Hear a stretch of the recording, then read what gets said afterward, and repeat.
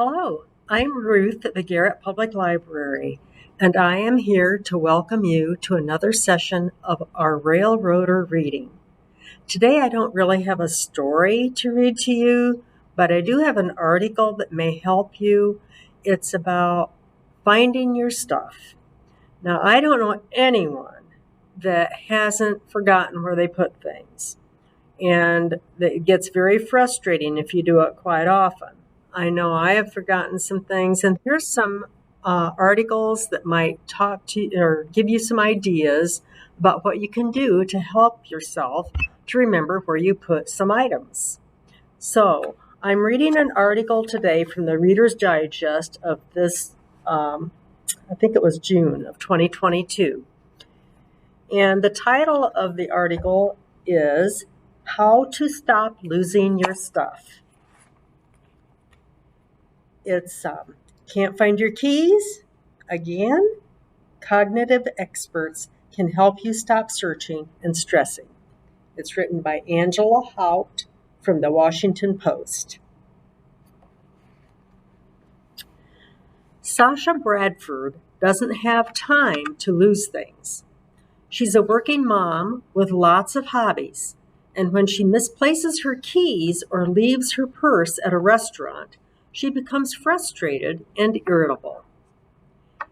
It impacts me greatly, says Bradford, 35, a Washington, D.C.-based federal contracting officer.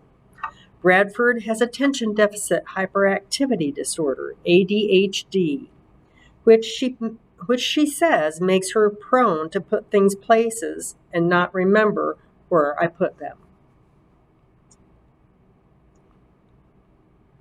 Her angst is probably familiar to anyone whose phone is MIA or missing in action a dozen times a day, or who can't find the TV remote until 10 minutes after a favorite show has begun. Such lapses might be accompanied by a nagging fear. Is something wrong with me? Probably not, experts agree. It's a common occurrence and certainly annoying, says Daniel Schachter, a professor of psychology and director of the Schachter Memory Lab at Harvard University. Most of the time, losing things results from absent-mindedness. That's a breakdown at the interface of attention and memory, where we're focused on something other than the object we're going to lose. Be it the TV remote or a phone or glasses, he says, we're thinking about something else.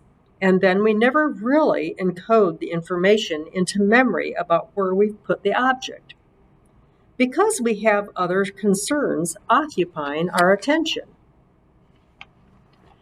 That's not necessarily a bad thing, he says. We could be busy pondering something productive, such as a work task or what to make for dinner. Or there could be another innocuous factor at play. It might be that I mindfully put something down somewhere.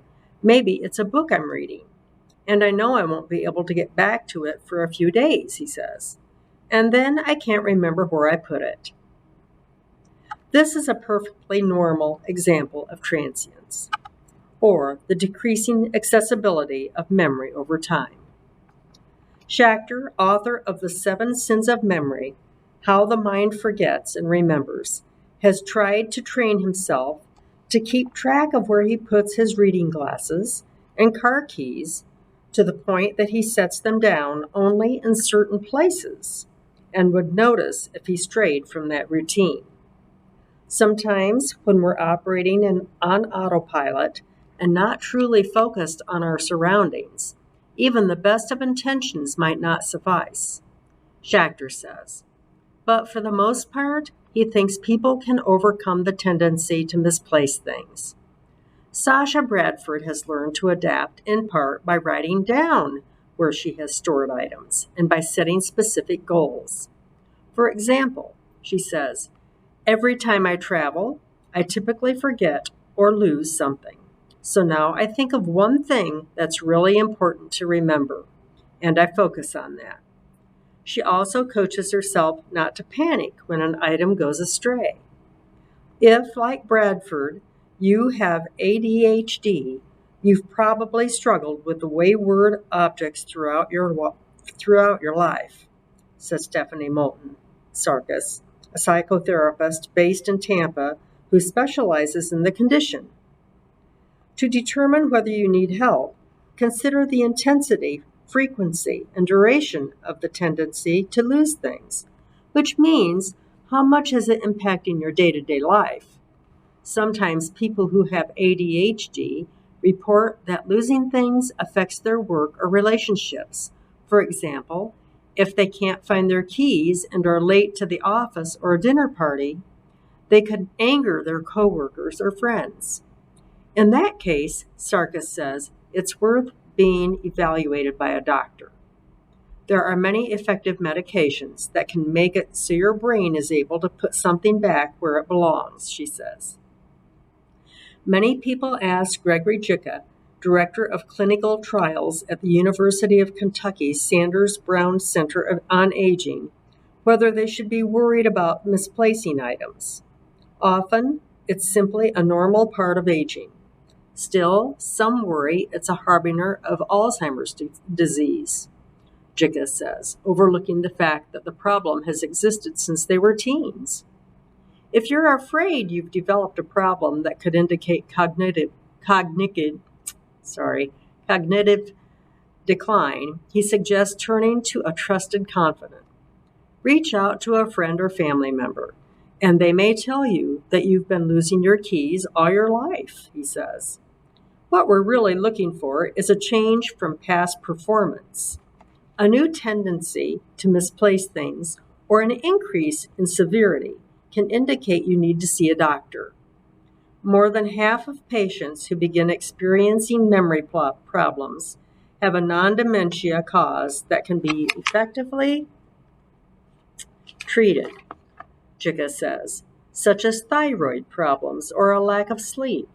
Sometimes medication is causing the forgetfulness, or vision or hearing troubles could be behind it.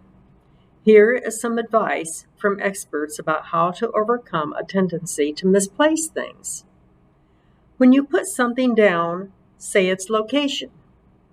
One way to be more mindful of where your things are is to verbalize where you put them, says Maureen Dennis, an assistant professor of psychiatry at the University of Kentucky College of Medicine. You'd say, I'm setting my mouse to the right of my computer, and saying that either in your mind or out loud focuses your attention on where you put it, upping the odds that you'll remember its location later. Make up a song or a rhyme. Turn keeping track of your items into an opportunity to be creative. You could make up a rhyme or sub in your own lyrics to a catchy song. I've got a few people that use the tune head, shoulders, knees, and toes. You can use any tune that is memorable to you, and you can replace it with some other words. They've replaced heads, shoulders, knees, and toes with that one works really well. Okay, I've had somebody sing, my remote is sitting by the lamp. Take pictures. Ever wander about the parking lot because you can't find your car?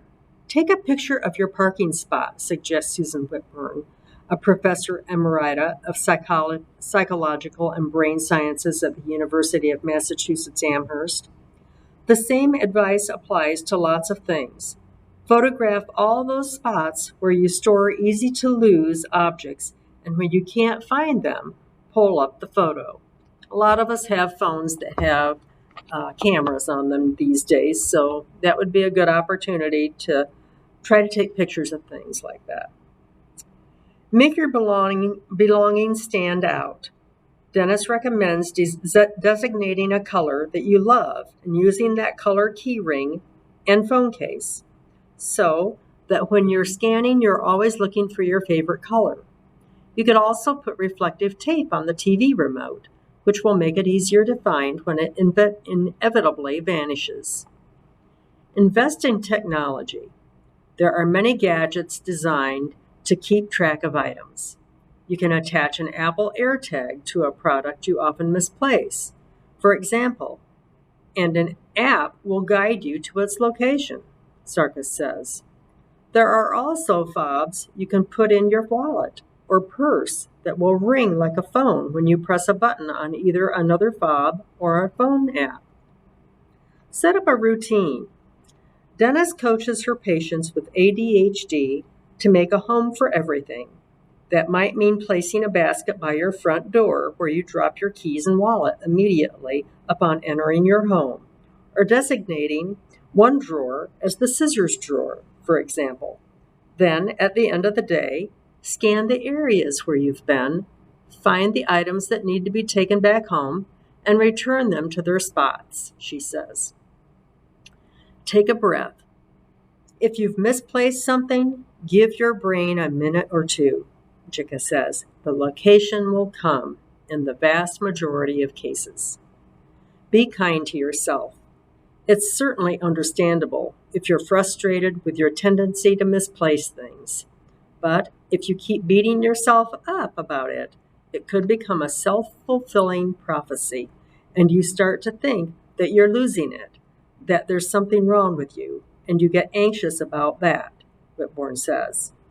When your thoughts spiral in such a manner, you're even less likely to be able to focus and keep track of your possessions. So remember to give yourself a break. I hope you've gotten something out of this article today. It did have some good ideas, and maybe it'll help you remember where you put things. You have a nice day. Thank you.